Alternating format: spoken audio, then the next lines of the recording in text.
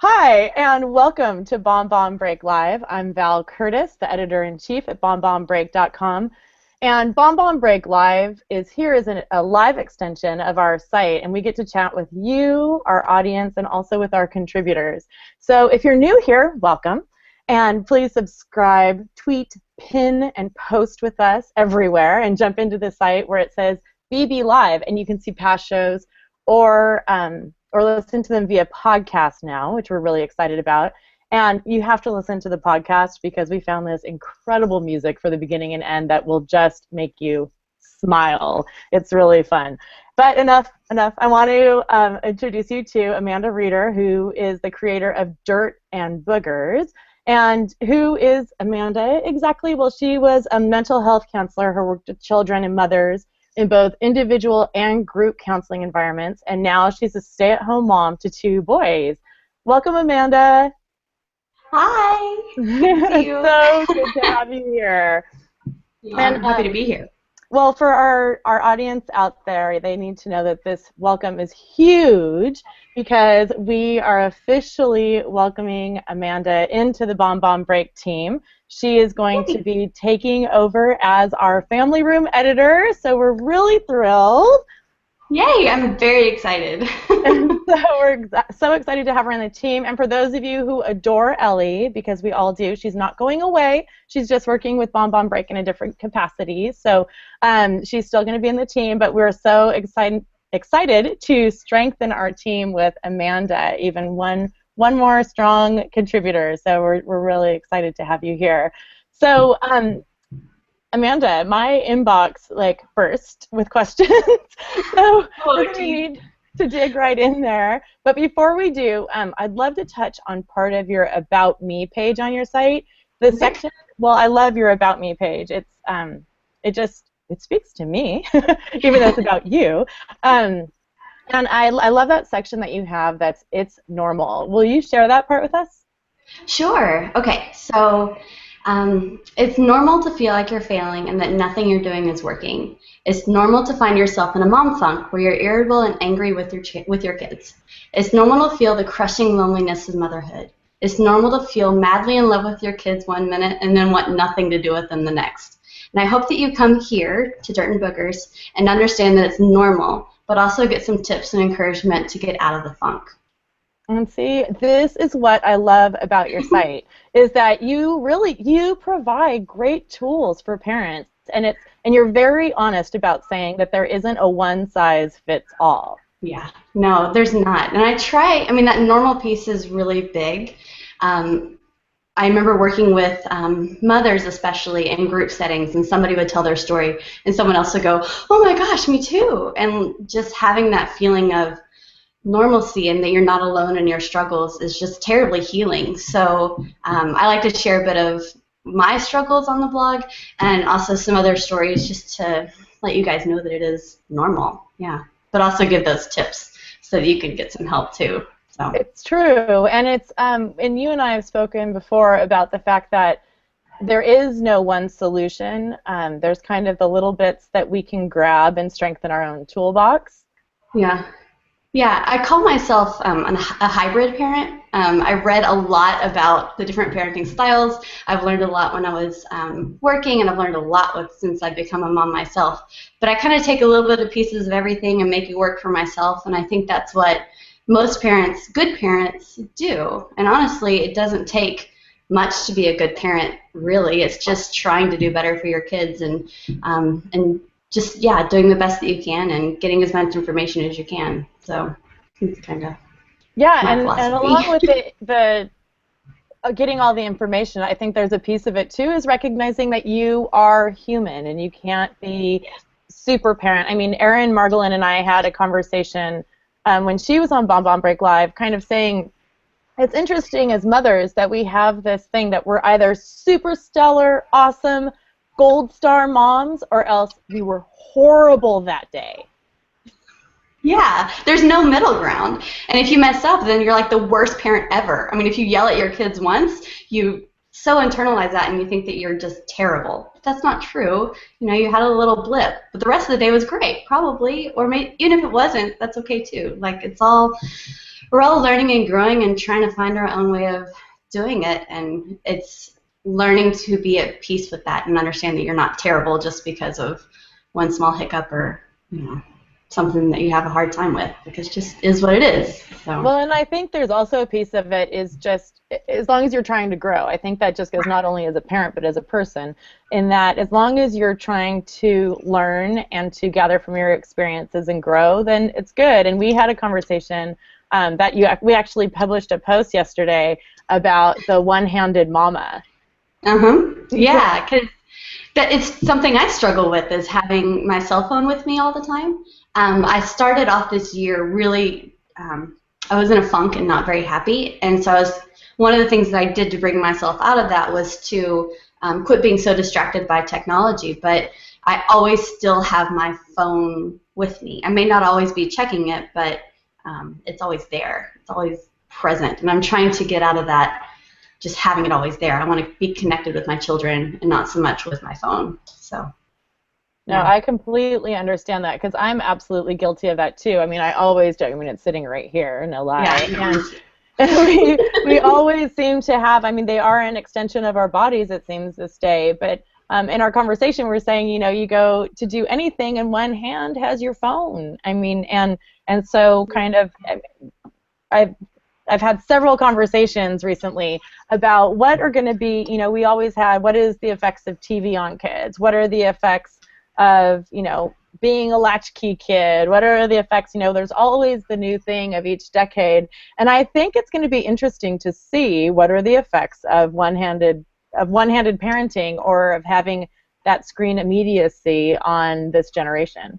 Yeah, for sure. And we're the first real generation who's had to deal with that. And so we're trying to figure that out, and nobody knows, how much is too much, or we're just all trying to figure it out ourselves, and we don't know for years what the effects are. So we're just trying to do the best we can. So it's true, and we're introducing our kids. I mean, I know I just set up an email account for my son, which is not something that was done for me when I was 7 years old, but but it's, it's something for this generation that it's a normal. And little name drop, kidsemail.org, who's our current sponsor right now, but it's safe, and that's nice. And so I think that's part of our parenting strategy right now, is that as we go into these new mediums, that we really are conscious of looking for safe options for our kids. Right. Yeah. And so everything really grew for you, and your site kind of exploded a bit with your Stop Yelling campaign. Yes, it did. Okay. Do you want me to tell the whole story how that started? Yeah, go for it. Okay. So, so the beginning of this year, I was in a mom funk. I wrote about it a bit. My son and I were not connecting very well. I was not in a good emotional place for lots of different reasons. And I find that when I am not okay, that I flip out on my kids. And it's not my normal everyday things to yell and scream, but whenever I'm really upset, then I do. And one day I was sitting on my couch with my computer in my lap that I'd had for 2 months, and a cup of coffee in my hand, and my 3-year-old was sitting next to me. And if you can guess, what happened, he just bonked right into me, and I spilled it all over my computer, and I just lost it and just yelled and screamed. And so at that moment, I was like, I need to be done with this yelling. I need to stop it and cut it out. It's hurting my relationship with my kids. And so I sat down and wrote a post about it. And at the end, I was like, I'm going to be done. And I said, and I want you to come join me. And I looked at my computer, and I was like, join me? Let's do this. And so I built a Facebook group called the Stop Yelling Challenge, and I invited people to come join me and take the challenge with me. And at the beginning on that very first day, I had about 100 people come join, and that was in February. And now here in October, I have about 7,500 people in that group who are amazing. They've all taken the challenge to try to stop yelling. It is a guilt-free challenge, because we understand that we're all going to mess up every once in a while, and that's okay. It's just about doing better. And so it's a place where people can come and not only talk about the not yelling, but also get some help and support about problems they may be having with their kids from, 7,500 people who kind of throw out what works for them and what doesn't work, and it's a great supportive place, and it's been really cool. Yeah, so my blog just took off from there because people really embrace the stop yelling thing. So. Well, and one thing that I really like that you've emphasized within your group is that there's no right way and there's no wrong way of parenting, that each person has their own style. They do what they feel is right for their child, and that's a really large emphasis for your group as well. How can people find your group on Facebook? Well, they can go through my blog at dirtandboogers.com. There's a tab that's called the Stop Yelling Challenge, and there's a big button on there, and you can get through it that way. I'm pretty sure you can also search on Facebook for the Stop Yelling Challenge, and it'll pop up, and it'll say from Dirt and Boogers, so you'll know it's mine. And so that's the best way to get there. So. Good, and I know you've formed a really nice community that's very supportive for parents in there. Yeah, I'd say about 90% of the time everybody's really supportive, really encouraging. Every once in a while we have a little glitch, but you know that happens when you're dealing with that many people. But most of the time the foundation is that this is a supportive, encouraging place, and that everybody already feels guilty enough. If you're in my group, you already feel bad enough that you're yelling at your kids that you're trying to come and get help. So let's not beat each other up, because we don't need any more of that. We already given it to ourselves enough. Yeah. Well, and it's nice because everybody who's in that group is willing to take a step in the right direction, and that's fabulous. Yeah, it's huge. It's a great starting point. So, well, let's dive in a little bit to those reader questions. Okay. So, the first one that I have for you is, how do I get my 9-month-old dressed without her throwing a fit? It's like she's 2 years old or something. 9 months. Okay. This is a little one. Play games. Make it fun. Do a little a peekaboo, sing some songs. That's what I do with my little one, because it is about that age that they start kind of fighting back on that. Another thing that worked really well for my younger son was books. He loves books. If I handed him a book to read or a toy to look at and play with, it would keep him engaged long enough that I could change his diaper really quick or get him dressed really quick. So, yeah, so that's what I do. Those are great tips. Those are really, really good tips. See, I told you could throw things off on it. We were having talks. We were chatting before about spontaneity and being able to answer things out of the blue. So Amanda has not heard these questions before. She's literally answering as we go. Yeah, and it makes me nervous because there's so many questions out there, and I like to see the whole picture of what's going on with that child and that family before I can really give lots of tips. So sometimes it's hard because there could be multiple reasons why a child's having an issue, and it's hard to just give one quick answer sometimes. So. Oh, and I can appreciate that because parenting is also such a vast landscape. When I used to teach, when I was a science teacher, people would come into me with like every science question from every realm of science and expect me to know like all of the facts. And I always told them, thank you so much for having that much confidence in me. However, I am not a walking encyclopedia. So. Exactly. So I get emails every day from somebody asking me, like, how do I get my child to pick up a room? I'm like, well, there's several different ways, but what's going on in that moment? Why is she having a hard time doing that? And, I want to know, like, the underlying issue so I can help solve that, because it's not usually just that behavior, it's what's going on underneath it that matters. So sometimes it's hard to just give a quick response. And there's a great post, Amanda, actually, is that, I mean, seriously, because so many times what we see is the symptom. Yeah. Or wait, is it the other way around? The sign. We see the sign. Yeah. Right, and so we see something happening and we want to fix that, but what is really going on is that there's something else happening with that child at that time that we need to address. Yeah, and I'd say that's like majority of the time there's something else going on, and you can put Band-Aids on it and you can try to fix like the surface level stuff, but it's all that other stuff that's going on that if you fix that, then you'll be good to go. But it's finding out what that is that's sometimes difficult. And it's really hard when you're dealing with a toddler or a preschooler who doesn't have the communication skills. I mean, I know, as you know, we went through a 6-month crazy period with our daughter before we actually could get her to come out and say what her issue was, and it was all around the fact that it was a potty training issue, and she wanted to train herself, which was fine, but then as soon as she crossed the bridge, she kind of had this shame thing that she didn't want to go back to wearing a pull-up. And as soon as we said, it's okay, everything in the world was calm and fine. Yeah, it's amazing, isn't it? I mean, when you touch on that, like everything it just dissipates, and it just, I won't say it all goes away, but a lot of times it does. If you can just find out what that trigger is, what's causing that problem, then yeah.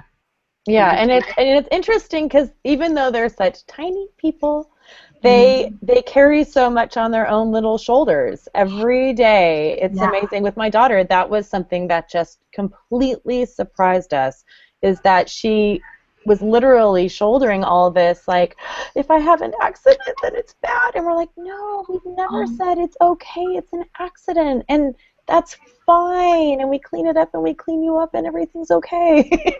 But she really, you know, and it's for future. It's something for us to watch for her, that she's a little perfectionist too. So.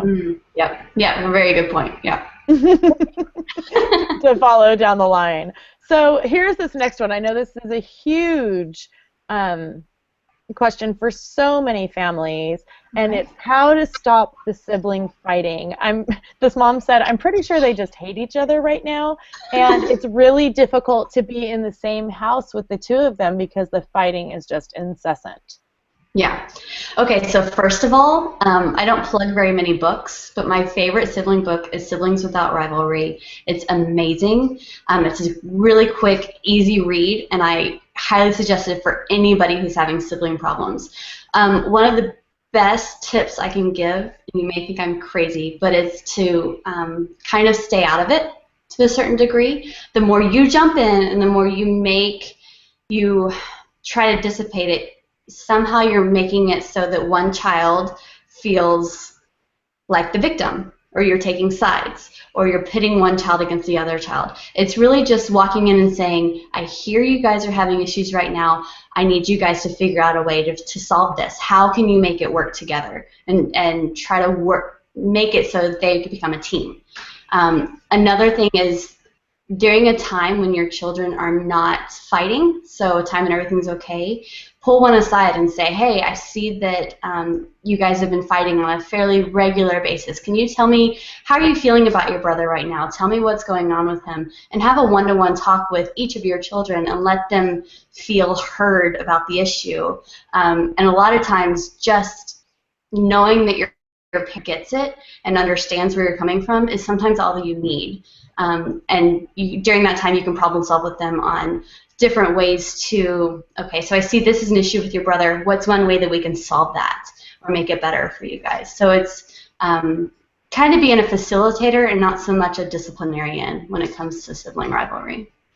That's so interesting that you mentioned that, because I think the more you can put it in their hands, the better. We had kind of a tough situation in the beginning of the summer where best friends moved away, and so there was a lot of emotion around that, and then school was out, and so all of the kid interaction, and I was working more, and so there was a lot of change happening in our family, and I noticed that the kids were really at each other's throat, and your brilliant post about stopping yelling came out at that moment, and I just felt like my kids were yelling nonstop at each other, and then I was taking it a notch higher because I had to tell them to stop yelling. You know, so it was just, we were caught in a really bad cycle, and we did the yellow heart on the wall. And it made all the difference for us to be able to catch. It's something to change gears, and it doesn't put any blame on anyone. It doesn't put, it just dissipates. And so all of a sudden, when any of our voices would start raising, we'd say, maybe you need to go to the yellow heart right now. And our strategy for the yellow heart is, it's a huge yellow heart that we cut out together, and we taped it to the wall. And when we're feeling angry, we go and we put both hands on it, and we count to 10, and then we walk in the opposite direction. Wow, cool. And so really effective. And it's interesting because even while my husband and I were having a little squabble, my son came to me with a piece of paper and wrote a sign and said, "Remember, we're family, we don't fight." And he's like, "Maybe you two need to put your hands on the yellow heart." And I was like, whew, yeah. That's awesome. Well, and it's that true becoming a team and working together as a team, as a family. So I think it's great that you did bring everybody together to do that. And I find that with the Stop Yelling Challenge, there's several people who have made it a team where their family has joined together to stop yelling altogether, very similar like you did. And it makes each other accountable. And it's not just mom needs to stop yelling or dad needs to stop. It's everybody needs to stop. The kids need to stop. Mom and dad both need to stop. And we're going to hold each other accountable. And you become a team. And that's really cool. So yeah, and I think that team aspect's really huge because, like I said, we had the friends move away. And so that was really hard on everybody. And, I mean, it was hard for me. It was hard for my husband. It was hard for my kids. And so one of the things that we did also is we kind of pulled back in. And I created a lot of opportunities for my kids to play and explore in new places. I mean, I took them to the zoo right away, just the two of them together, so that they could kind of create some good memories together. Yeah. And so kind of creating those fun opportunities for our kids, too, so that they can realize, hey, I can have fun with my siblings. Yeah, that's really big, too. Sure. So another question for you is how to avoid the eat your dinner struggle. She does not seem to require food to survive. Okay. I have my nephew is very much like that. He is a picky eater and he'll just eat like a cracker and like that's all he needs to eat. And it's frustrating for parents because it's like I have to give my child nutrition. I have to give them, have to help them survive, so they need to eat. First of all, don't give your children just what they ask for. I know that sounds crazy, but typically what I do with my kids is they can have choices on certain breakfast foods. You can have toast or cereal, and they get to pick. Same for lunch. You can have a peanut butter and jelly sandwich, or you can have a turkey and cheese sandwich, but you give choices that you're okay with them having. For dinner, they don't get a choice. And it's what I make, and they eat it or they don't. And the truth is it's about letting some of that go. You can't, the more you try to force someone to do something, especially a child, the more they're going to push back. Think about, it's a thing called counter will, and I just wrote about it this past week, actually, so it's on my head. But have you ever had somebody ask you to do something that you don't really want to do, or they're demanding something from you? Most of the time our first response is, yeah, right, I'm doing that even less now because you told me to. It's that counter will. And the more you push and push and push, the more they're going to push back. So don't make it a big deal, and they're going to be more likely to eat. So give choices when you can, and don't push it too much. That's what I would say. That sounds like great advice. That's really good advice. So I love this one. This is really good. How many of my horrible mommy moments will my kids actually remember when they're older? I don't know. No, it's just, no. Okay, so child development-wise, children don't have lasting memories before the age of 3.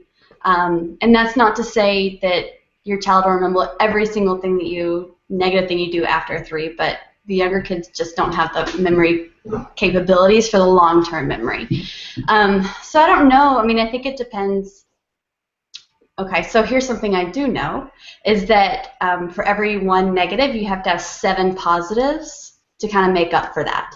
So you can't make your child's memories go away, but you can help them feel better by giving them more positive things to do. So in order to kind of stay on equal ground, 1 negative and positives. So I like that. That's good. And sometimes it's hard when, I mean, I know for myself, my son gets home from school and I want him to get done with his homework so we can start playing, and then he throws his backpack on the floor and then he punches his sister and all those things, and I feel like I'm like negative and negative and negative and negative, and then the math in my head starts to calculate. I'm like, oh my gosh, I'm up to 35 things right now as a counterbalance. And so you know, I think those are those times for me where I have to just stop, pull him to me, slow down, Yep. and kind of say, okay, so here's our plan, let's work together. And it seems, for me personally, just the stopping and slowing things down sometimes, Yep. you get so much traction because we get so caught up and we got to get this and this and this and this and this done, and you know, our little check boxes throughout our day. And it could Yeah. be that your child's super frustrated over just tying their shoelace. Yeah. Yeah, and the more nitpicky we get, you know, I really like to be really careful about the battles that I pick, because the more you say no, the less likely your child is to hear you, because everything you say is no, and they're going to be frustrated with you. So it's about deciding what's really important and what's not really important, and focusing on those things. But it's so easy throughout your day, especially when you get really busy like that when they get home from school, just to say no and to try to keep them on track and stuff. But yeah, the stopping and reconnecting can really make a huge difference. And here's another great question for you, because this it ties in kind of. It says, and this mom addressed boys because she has a boy, but she says, do all boys go through the mean, snotty voice stage where they're like, what? No, I didn't. I don't care.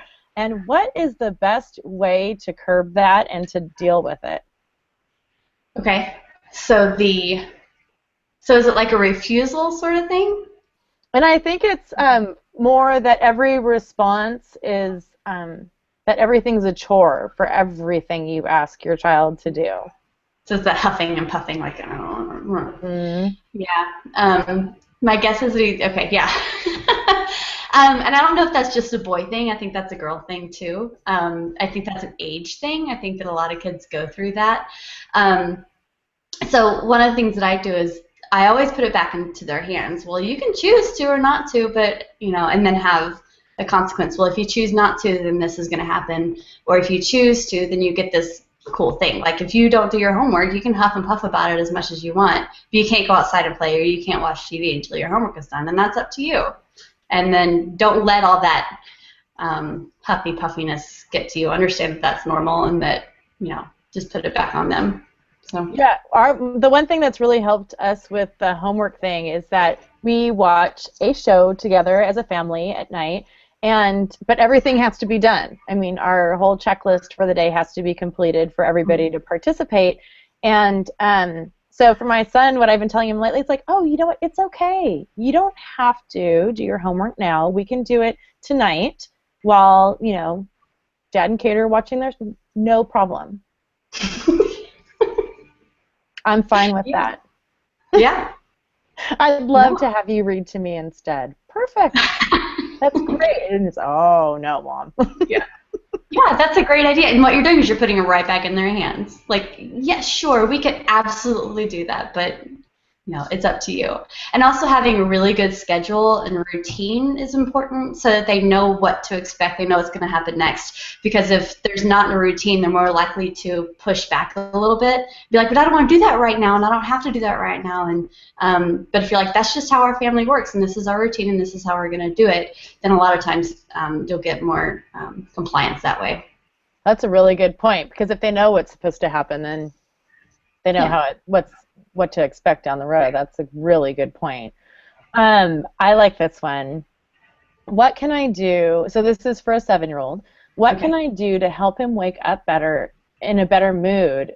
The mom says, I say, good morning, love. It's time to get up. I can hear this. We all hear this. And her son is like, ugh, I hate good morning. I hate school. I hate this day. First of all, let that go. Like, some people wake up grumpy. You know, it's just, some people are not morning people and wake up grumpy, and it's just kind of part of it. So don't let that get to you necessarily. But maybe give him, if he is also having a hard time getting going in the morning, giving him some more time to adjust. Maybe not giving too many expectations of him in the morning. So getting him time to wake up and really kind of get woke up and ready for the day, kind of ease its transition a little bit, and just understand that it's not a personal thing, and that some kids are just, some humans, we're all like that, kind of do that sometimes. So it's taking it easy, don't take it personal, give them extra time to kind of get woken up, and maybe even before bedtime the night before. Say, have a discussion with them. Hey, I see you have a really hard time waking up in the morning. Is there anything that I could do to kind of help you feel better, or to help you wake up a little bit better in the morning? Is there something that I can do to help you with that? And you may be surprised at what they tell you. That's a great strategy. I really like that a lot, because sometimes I think it is going to be that people just need a little bit more time. And I like a slow start morning, so I wake up a little bit earlier so that I can have that. Yeah, so do I. I think we all do. I mean, honestly. Yeah. I mean, like, I'm a morning person. I get up really early. That's when I work. But I like having that time to just sit and start my day and kind of relish it before. I don't like waking up and having to go. Like, I want to be able to just sit for a minute. Yeah. So our kids probably feel that same way. What a concept. Absolutely. Yeah. Okay, and here's another one. Let's see. How do I break the clinginess of only wanting mom? And so this is a 13-month-old, and Okay. that is such an age. They just want you all the time. Okay. So my son is 20 months, and so we're kind of in that same sort of realm. He does love his dad a whole lot. I don't know. So he's kind of attached to him as well as me. Understand that that's a very normal toddler behavior, and it has to do with some separation anxiety and feeling that need to be with mom, usually mom, and to kind of be attached, and that's normal. So don't think that there's something wrong or there's something you can do to fix that. It's just kind of is what it is. And I don't know of any like specific strategies to make that go away, because it is normal. But maybe when you are playing with them, if you can get them engaged in something, you might be able to step away for a little bit and maybe get some things done. Do something sitting next to them. Like if you have to fold laundry, have them have a basket of laundry right next to you to do. Find ways to engage them with some of the things that you're doing that's safe. And then something else I was going to say about that. Self-care. During those times when your child's not around, make sure that you really focus on your self-care, because having a child with you and next to you all the time is really, really draining. And so when you feel better, you're going to be more capable to handle when they're always there and attached to you. So that's such an important part. It's funny that having something for them to do, I call it my little magic box. And in there I have a colander, pipe cleaners, and those pom-pom balls, which sounds so silly, but that hand-eye coordination thing for the little ones takes so much focus, and they get so engaged in it that those 3 things can keep my daughter engaged, even at 3.5 still. Mm-hmm. I get at least 15 minutes out of that box. Yeah. I know. We have clothespins and a coffee can, and he loves taking them in and out and put it in the lid, and I was just, all those little things like that get him engaged. I actually have a post about that, all those little things on my blog. It's like top 10 toddler activities or something. But yeah, it's just little things like that to keep them occupied for a few minutes so that you can wash the dishes or start working on dinner or whatever you need to do. So we'll make sure to put that link in with the post on BonBon Break. So that, because I always love to put all the resources that are mentioned in there. So we'll make sure to include that one. Okay. Yeah, I always love those helpful hints. Those are great. And then here's another one, and this is such a hard thing. What are the best ways to say goodbye to nursing and bottles? So, because my boys self-wean themselves pretty early, and we're never really on bottles. So is it just very easy transition, like how to include the milk or how to make them feel better? I don't know. There's so much to talk about. Because that's all I have for the question, but it's so interesting to me, because I think, and this question came from the same mom with the clinginess, and I'm automatically seeing an instant connection there, because that feeding time is such personal time, one-on-one with your child, and so I'm just seeing this instant connection of that feeding time is gone, and so now how do I get that one-on-one with mom? Okay. All right, I get it now. See, the whole picture. You need the whole picture. Okay. Okay, so make sure you have time that you do something special with your child every day. And I know that with the clinginess that she's like, well, she's with me all the time. But make sure you sit down and read books together. Maybe when you give her the sippy cup, sit with her and drink milk with her. Hold her in your lap. Find those moments to feel that connection with her. When you would normally be feeding, sit down and do other things together with her, but it still gives her that same sort of feeling. So yeah, it's just that special one-to-one time. It's important. So it is, and you hit the nail on the head. I mean, I know as a stay-at-home mom, I always had this feeling of like, but I'm with my kids all the time. But there are so many things that we're dealing with throughout the day that you still need to carve out that one-on-one time. Yeah, absolutely. And I even do that now with my 4-year-old. We have our special time together because I put his brother down first for a nap, and then we have some special one-on-one time together that's just us. I mean, I'm with him all day long, but there aren't very many times in my day where it's just him and me. And then I do the same thing with his brother because he gets up a little bit earlier, so I have a little bit of time during that time with him to just have that one-on-one moment. So, go ahead. So, yeah, you're with your kids all day long, and you think, well, I spend so much time with them, but it's having that special time where you can sit down and actually, do some things together. It's important. And it doesn't have to be long. I think that's another important piece. I try. I haven't been that good lately. But I usually once a month, since my daughter was born, I take my son out on a date. And then my husband has a date with my daughter, so they each kind of get that one-on-one, and they're doing something special. And so we go and buy a book and then go out to dinner or go on a hike and read our book, at a special spot in Lorax Forest. But I think it's really important to have that special thing with you that you do with that child, particularly when there are siblings involved, and it is time-consuming and tough to fit in. But I really think those little moments that you create with your kids, the mileage that you get out of those minutes is incredidible. Yeah, and our special time is only 15 minutes a day, but that's all he needs, And we do have, a few little special moments, throughout the month where my husband will take one son and I'll take the other one, and we'll split them up like that as well. And that's do special things with them. So yeah, just spend that special time. It's important. Really important. And even just calling it special time, which sounds so silly, but even just saying, this is just you and me. Yeah. I'm here. And that's it. And to take our phone out of our hand. Put down the phone. Right, because and I've gotten really guilty about that myself, is sometimes my son likes to do some tablet time during our special time, and sometimes I'm like, and I'll just peek over here really quick and check Facebook, and it's not okay, and I'm working on that as well. You can see I'm not perfect. So right, yeah, we're all human on that. So well, and I'll admit, I mean, my son will say, well, can we play Minecraft together?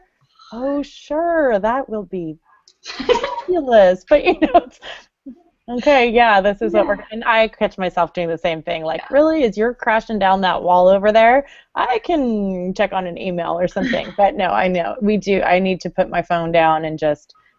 And that's a really good point. The special time needs to be about them. So it's finding things that they want to do and where they get to lead it, instead of you being the one, well, we're going to do this for our special time. Like, no, it's their special time, and they get to decide what they want to do. They don't get to do that all the time. So give them that few little minutes to do that. So it gives them some power and makes them feel important.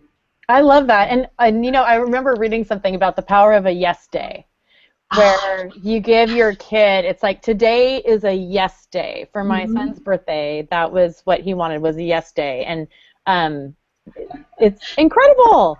I love it. We do yes days all the time. And a long time ago I did a blog post on that. But it's just giving them that time to make the choices for what they want to do all day. And I know some people are like, really? Like, why would I let my kids choose what to do? But they're not asking to, like, go on a hot air balloon or something crazy. It's just like, hey, I want to play with this. And you go, yes. Or, hey, I want to go to the library. Sure. like, hey, I want to have this for lunch. Okay. You know, it's finding ways to say yes to their everyday needs. So, for Right, and one. for my son, his was that we went out to breakfast together and then went on a hike, and then we met up with his dad and his grandpa for lunch, and then we went swimming. See? Yeah. Fun. Yeah, it was so easy, and I was like, hey, you make really great yes days. Nice job. Yeah. Yeah, and so Sure, it's fun easy. for everybody. Right, So. right. And so, well, and so here's my next question. How do we get more time in our day? Oh, if she finds out, let me know. Well, but I will say, here's something that I've done really intentionally over the past year because my blog has gotten a lot bigger and I've had to focus more time on it, is I've gotten really intentional about how I spend my time. So when I'm with my kids, I'm with my kids, and I don't blog, and I don't network, and I don't, do all that kind of stuff. But when I'm blogging, I work on my blog, and I don't do anything else. When I'm with my husband, I'm with him. So it's like I compartmentalize my day so I feel like I can get a good bit of everything and nobody's feeling left out because I'm too busy doing something else when I should be with them. And it's been a good little balance. I can't say that it gives me more time necessarily, but I'm using my time better, I guess. So. Yeah, and I think that's a hard thing to break from when you have an infant. I mean, I think that comes with your kids getting older and becoming a little bit more independent, because I know for us in this last year, it's been a huge change in that my daughter was on my person 24/7, it felt like, and then all of a sudden she started playing on her own. Oh my gosh, she likes ponies. We'll get her more little ponies, and she'll and she'll play by herself though, and she can engage herself, and she sits down with her books, and so I can now find those pockets to say I'm doing this right now or that right now, and I think that's a transition as moms that we need to make after our babies need us all the time. Yes. Yeah, for sure. And we're starting to get that with my younger one.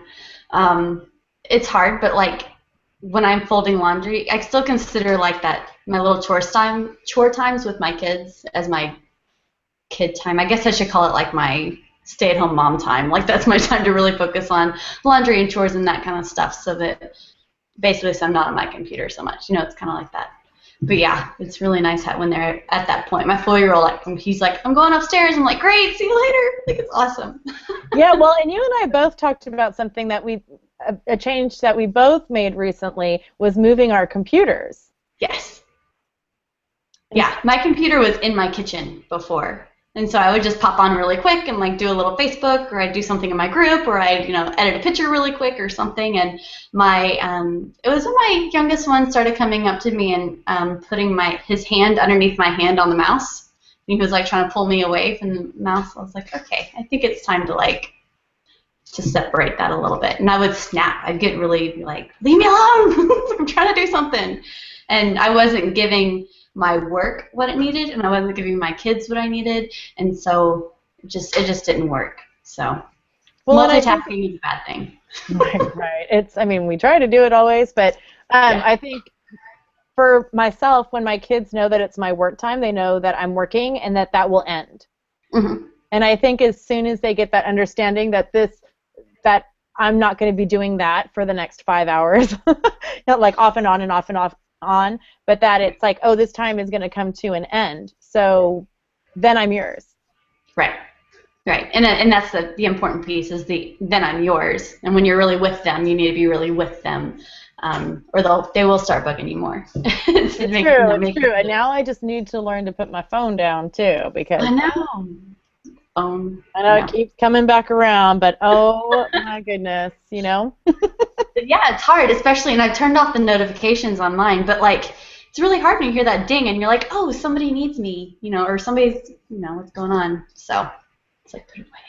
And it's hard when you're bloggers because that's your work and it's always there and it's 24/7 and people are contacting you all the time into that, but they can wait. It's okay. I know, it's tricky. We got to remember that. And oddly enough, the days that I have stepped away and been gone, we've had viral posts. We've had our best days. So I think the universe is telling me something. Yeah. Step away.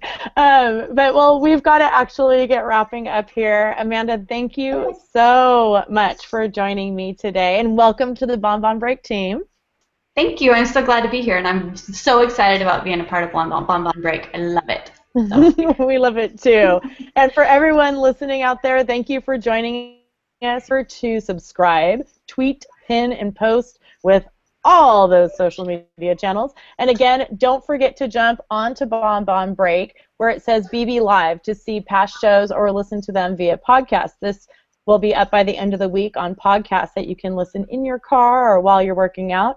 We look forward to joining you right here in 2 weeks at 10 a.m. Pacific, 1 p.m. Eastern, and we are going to have a panel of some of your favorite online editors. I'm really excited about this panel. So watch BonBon Break for details. We're going to see you then, and thank you for joining Amanda and I here today. Until next time, be good to yourself. Take a BonBon break because you deserve it.